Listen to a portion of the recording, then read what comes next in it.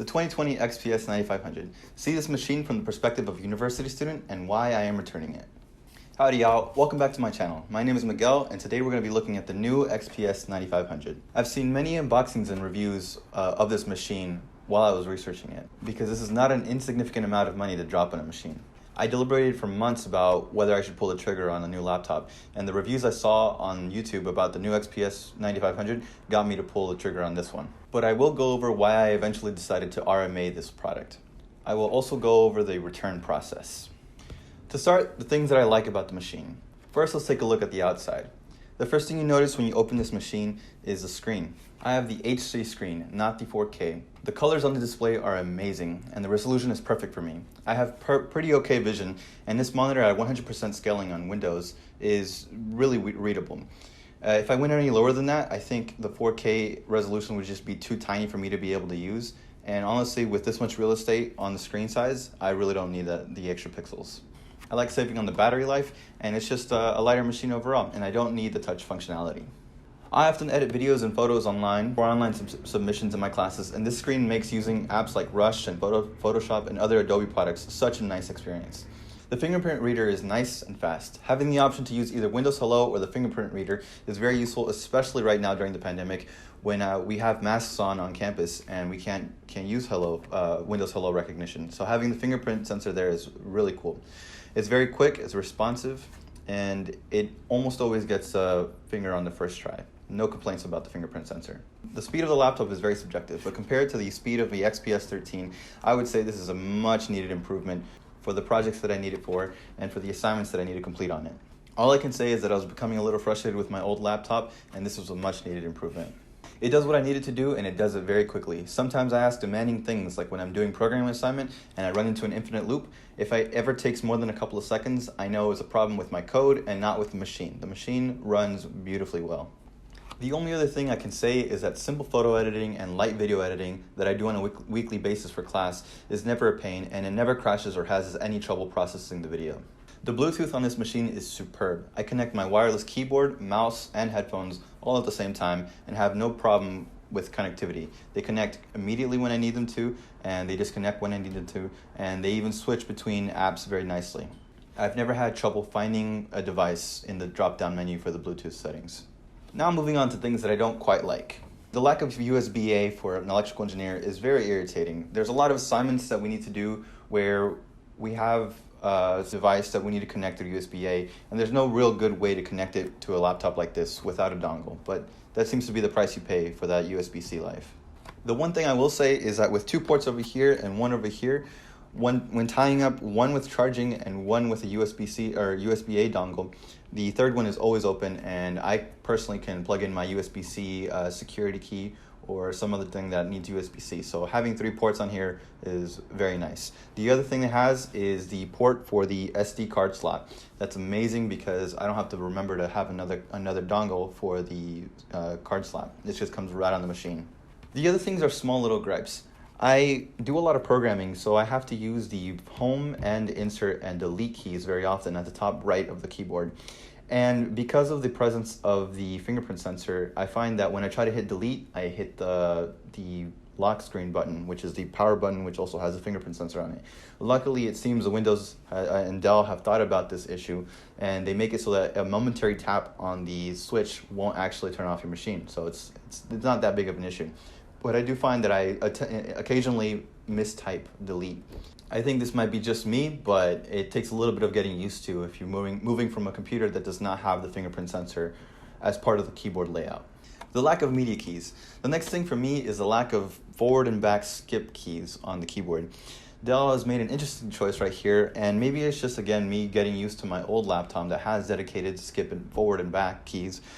But I find that with the placement of their function keys here, I find it a little bit more irritating to switch between music or video playback or something when I'm trying to do a programming assignment or just studying in general, and I have to move away from my app to then go to click on the forward or back in Spotify or Apple Music or whatever I have, and then come back to my program. It's just a little irritating. I thought through the design of the layout, the function keys, page up, page down, and the brightness screen, and it all makes sense, but I think it just could have moving, there's even an empty function key. I think maybe there could have been some way to think about moving one more function key to allow for a skip back and skip forward key. But that's just me. Now moving into a couple of things that I think shouldn't be present on a machine like this. There is a little bit of screen bleed. When I open the laptop, especially when I'm just turning it on, it's got that backlit light with the black Dell logo, and you can really see the LEDs or the backlight shining through to the on the edge of the screen, and it's just a little distracting. I also notice it sometimes when there's a solid background, if there's like blue or just green or some solid color on the background, you can notice the unevenness of the backlight. It's never been enough to really bother me. It's just kind of in the back of my head, I know it's not quite even. Now moving on to something that really grinds my gears, the Wi-Fi card in this. When I go to campus, I try to connect to the on-campus Wi-Fi, and sometimes the laptop has difficulty finding the connection. It'll connect, but it'll say that there's no internet connection. So it's a little bit weird. I have to forget the internet connection and then re-sign in to get a prompt connection, because sometimes I really need to get to class, or I really need to get on the online right this minute because someone needs something from me or something else. And it takes sometimes up to 3 minutes to forget the Wi-Fi connection and then get back onto the internet. And it really shouldn't exist on a machine like this. My old XPS 13 has this problem as well, but I figured that was more of a problem with the lower quality Wi-Fi card that I had. But this killer Wi-Fi card is also not great at many times, and it becomes a big hassle in times when you really need to get something done. Next is the clickiness of the touchpad. There's something weird about it. I just can't get over the fact that it feels a little hollow. It doesn't have that problem that everyone's been saying online, is that it has a double click. I've never had that issue, but it does feel a little hollow. It doesn't feel quite how the press of a touchpad should feel. The XPS 13 that I have actually has a much more solid click. It's much louder, but it just feels a little off. It just feels like not a nice tactile bump. The other more critical thing about this touchpad is that from time to time it times out. It seems to change its sensitivity. It goes from being nice and smooth and going from corner to corner with a very large touchpad to then suddenly you need to take 4 or 5 swipes to get to the right side or the left side of the screen.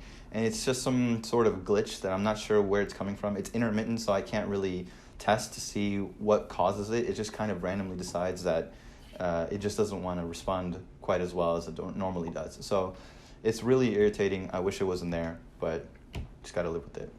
Now moving on to the reason that I will be returning this product.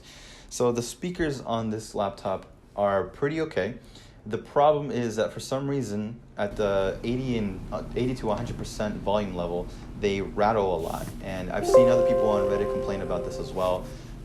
It seems to be a recurrent issue. It's just another bad Dell quality control issue, and it really shouldn't exist on a machine like this. It wouldn't bother me so much. Of course it does, but audio is very important, especially right now when on Zoom calls, I have to be able to hear the participants. And oftentimes, some of the quieter participants aren't able to be heard because the speakers aren't playing back as loud as they should be. I'm not sure what the issue here is. I'm not sure if there's poor quality speakers or poor wiring or whatever it is. Whatever the case is, I will be returning this laptop because of that issue. And it's just something to be aware of, that if you buy a machine like this, you may end up with an issue similar to mine. The process for getting this laptop RMA'd was relatively straightforward. I gave Dell a call. They had me connect. Once I got past the automated machine, I spoke to a real person, and then in 40 minutes he got me a similarly spec'd, and actually the exact same specification model that I have here, and they're replacing it at no cost to me. They've shipped it to me. I've got to ship this one back to them, but it was a relatively painless process. The only thing that I had an issue with is that for some reason Dell had a shipment issue where they said they would ship the laptop to me earlier, but it got delayed by another week and they had some other issue or something. The point is they sent a even more expedited shipping with overnight shipping, I think, but it didn't get here overnight.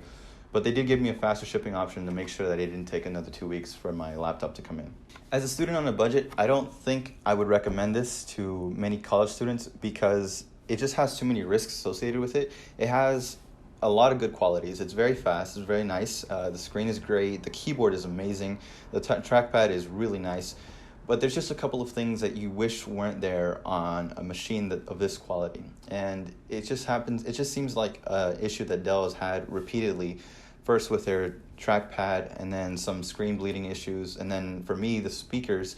And it's just all these different areas where you can't really, overall the machine is great, but you can't be sure that the machine you're gonna get is gonna be just as high quality. I would recommend shopping around for something that's maybe a little less expensive than this. Although this is a really nice machine, it's nice for people who have time to spend and money to spend on figuring out all the issues that this has. So for me, as a very, very busy college student, it's been kind of a pain to have to deal with this issue for the course of about a month. So I had it for about a month, was testing it out, making sure there weren't any other problems didn't show up, aside from the sound quality. But that seems to be the only thing. It has hindered my ability to get things done. I've had to, while I've been in contact with Dell, I've had to send emails back and forth, deal with shipping companies, and it's not been the streamlined process that I had hoped it would be when I received the product. I was hoping to just get the product in the mail, start downloading all the programs I needed, and then get straight to work, no issues. But I've had to deal with this for about a month and a half now, and it's been really time consuming. So if you've got the time to kill and the money to spend, this might be something you look into. But as a college student on a budget, I don't think I can recommend this. Well, that'll be all for me, guys. Like the video and subscribe to my channel, please. It really helps me out. Let me know if you want to see other reviews like this. I will be reviewing the new laptop that I get in and seeing if I have similar issues with that. And if I do, I think I might need to consider getting a different laptop. Thank you.